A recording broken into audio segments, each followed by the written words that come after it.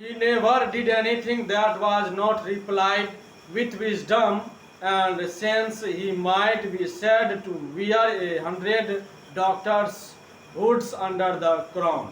तो मैं बता दूं आपको, सुल्तान बनने के उपरांत गियासुद्दीन ने प्रशासन और आर्थिक स्थिति सुधारने हेतु प्रयास किया और उसकी जागीरों की जांच कराई।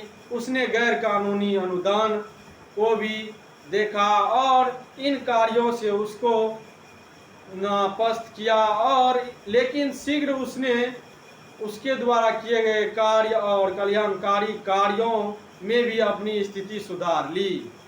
इसी के साथ गियासुद्दीन खिलजी ने सुल्तानों के साम्राज्यवादी नीति का अनुसरण किया। उसने वारंगल के काकतीय शासकों को परास्त कर दिया और द्वितीय को भी परास्त करने के लिए आक्रमण की तैयारी की।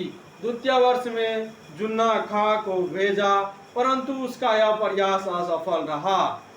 इसी के साथ बुढ़ा तुगलक बादशाह इस विजय के उपलक्ष्य भी नहीं मान पाया था कि सुधार गया, और इतिहासकार कहते हैं कि उसकी मृत्यु महज एक हादसा थी, और कुछ इतिहासकार का मत है कि गियासुद्दीन की मृत्यु न होकर योजनाबद्ध कला के द्वारा की गई थी। और इसी के साथ बाद में शाही वास्तुकार जो मीर इमराद द्वारा ऐसा मचान तैयार करवाया था जो मात्र हाथी के छुए जाने से गिर पड़े। जैसे ही सुल्तान का हाथी वहां से गुजरा तो मचान गिर पड़ा और सुल्तान की मृत्यु हो गई।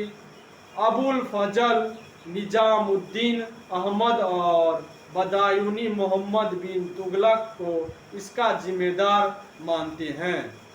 इसी के साथ मोहम्मद बिन तुगलक से जुड़ी जानकारी जो मैं बता दूं आपको, तो गियासुद्दीन की मृत्यु के 3 दिन बाद जुन्ना खां ने मोहम्मद बिन तुगलक के नाम से स्वयं को सुल्तान घोषित किया। लगभग 40 दिन बाद उसने दिल्ली के लिए प्रस्थान किया और बिना किसी विरोध का सामना किए और सिंहासन पर बैठा।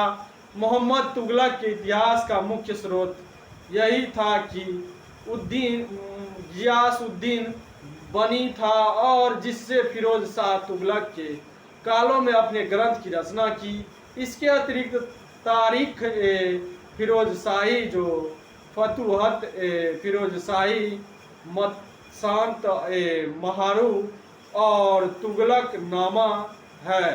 तो मैं बता दूं आपको, तो महत्वपूर्ण जानकारी जो इतिहास से जुड़ी है, तो मोहम्मद बिन तुगलक ने उसे मुख्य काजी नियुक्त किया और 1342 ईस्वी में अपना दूत बनकर चीन भेजा।